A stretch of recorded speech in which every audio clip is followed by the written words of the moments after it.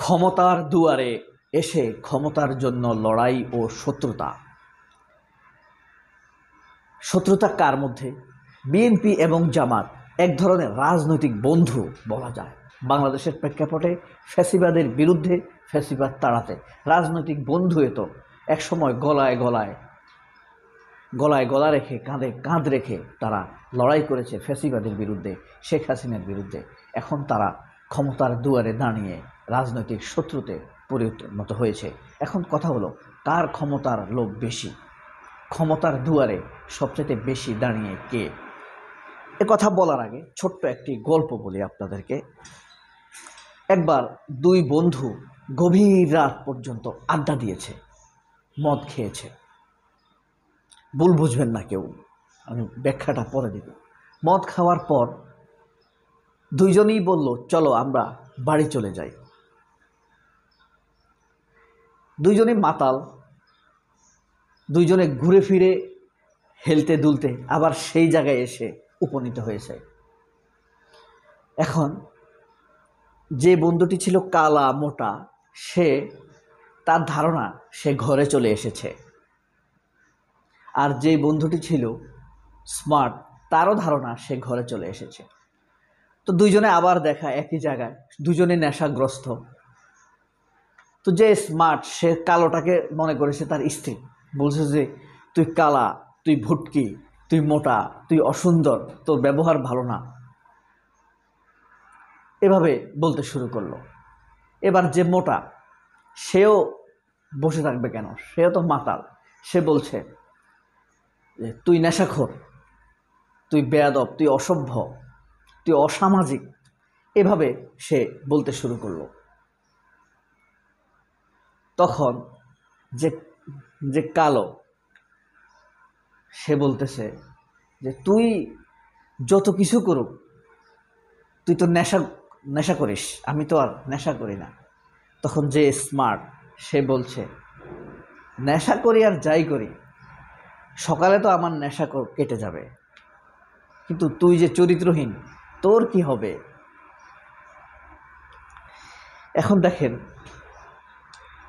যাকে চরিত্রহীন বলছে সে একবার এক জায়গায় যায় কেন?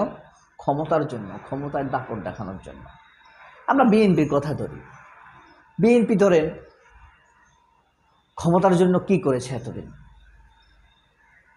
ডিজিএফআই মির্জা ফখরুলকে ফোন দিত, অমুকরে নেতা বানাও, অমুকরে নেতা বানাও, নয়তো তোমাকে অ্যারেস্ট করব। ডিজিএফআই বা ভারতের নির্দেশ অনুযায়ী বিএনপি অমুকরে এই নেতা বানাইছে, রোহিন ফারহানাকে নেতা বানাইছে, শ্যামা ওবায়েদকে নেতা বানাইছে। তারেক রহমান বলছে ওকে বানাইলে ভালো হতো। মির্জা ফখরুল ইসলাম বলছে এর যোগ্যতা বেশি। বাস, মির্জা ফখরুল তো এবার পুরস্কার পেয়ে গেছে, একবার সিঙ্গাপুর গিয়ে ঘুরে আসবে, হেলথ চেক আপ করে আসবে। আবার আন্দোলনের ডাক দিল কোনো এক সময় এসে, সুদিনে, জানুয়ারি মাসে।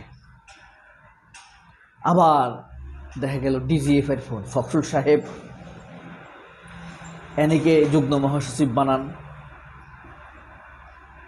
মির্জা আব্বাসকে এটা বানান, হারুনুর রশিদকে এমপি বানান, রুমিন ফারহানাকে মহিলা এমপি বানান। আবার মির্জা ফখরুল ইসলাম আলমকে, রুমিন ফারহানাকে মহিলা এমপি বানাইলো, মির্জা আব্বাসকে ভারপ্রাপ্ত বানাইলো, কিছু একটা বানালো, শহীদুদ্দিন চৌধুরীকে যুগ্ম মহাসচিব বানালো। আস্তে আস্তে দলের ভিতরে কারা ঢুকে গেল? ডিজিএফআই, ভারতের পছন্দের লোকেরা। এরাই আজ এসে ডিজিএফআই এবং ভারতের লোকদেরকে লোক হয়ে তারেক রহমানকে কোণঠাসা করে দিচ্ছে, তারেক রহমানকে খেয়ে দিচ্ছে। এরা না নিচ্ছে খালেদা জিয়ার ব্র্যান্ডিংয়ের কোনো কর্মসূচি, না নিচ্ছে তারেক রহমানের ব্র্যান্ডিংয়ের কোনো কর্মসূচি, না নিচ্ছে জিয়াউর রহমানকে ব্র্যান্ডিং করার কোনো কর্মসূচি। এরা আছে নিজের আখের গোছাবার জন্য, একটি বই লিখছে, সিপিবির সাথে সম্পর্ক করছে, এদের সাথে সম্পর্ক করছে, তাদের সাথে সম্পর্ক করছে। এইভাবে তারা তাদের দিনকে কাটাতে চাচ্ছে, এইভাবে তারা এগিয়ে যেতে চাচ্ছে। এখন কথা হলো, এই যে বিএনপির অবলীলায়, বিএনপির ভিতরে ভারতপন্থী লোকেরা, আওয়ামী লীগের পন্থী লোকেরা, বিএনপি বিরোধী লোকেরা ঢুকে গিয়েছে। এখন বিএনপি কি আসলে বিএনপি আছে? বিএনপি কি বিএনপির হাতে আছে? নেই। একটা জিনিস আপনারা খেয়াল করলে বুঝতে পারবেন, তারেক রহমান যখন অনলাইনে স্থায়ী কমিটির বৈঠক ডাকে, সেখানে প্রধান অতিথির বক্তৃতার প্রস্তুতি নেন, তখন বিএনপির লোকদের চেহারা দেখবেন, এক একটির চেহারা কেমন জানি হয়ে গিয়েছে। ধরেন একটা লোক 3 বছর 4 বছর 5 বছর নামাজ পড়ে না, হঠাৎ করে আপনি মসজিদে জুমার নামাজ পড়তে নিলে সে যেমন অপ্রস্তুত হয়ে যায়, চেহারাতে রাজ্যের যত লজ্জা, শরম, ভয়, মুনাফিকি ভর করে। মির্জা আব্বাস, মির্জা ফখরুল, রুহুল কবির রিজভী, এদের চেহারা দেখলে আমার অনেকটা সেই রকম মনে হয়। তারা মন প্রাণ থেকে তারেক রহমানকে মানতেই পারে না। 2-1 অবশ্য সামান্য ভিন্ন আছে, তারা দলের ভিতরে কোণঠাসা, তারাও এখন মির্জা ফখরুলদের সুরেই কথা বলতে হয়। এই পরিস্থিতিতে বিএনপি কতটুকুই বা এগুতে পারবে? আপনারা কি মনে করেন? আপনাদের ভেতরে কোনো এই বিষয়ে কোনো আকাঙ্ক্ষা, প্রত্যাশা, কথা নিয়োজিত আছে কি না? যদি থেকে থাকে কমেন্ট বক্সে অবশ্যই কমেন্ট করে জানাবেন।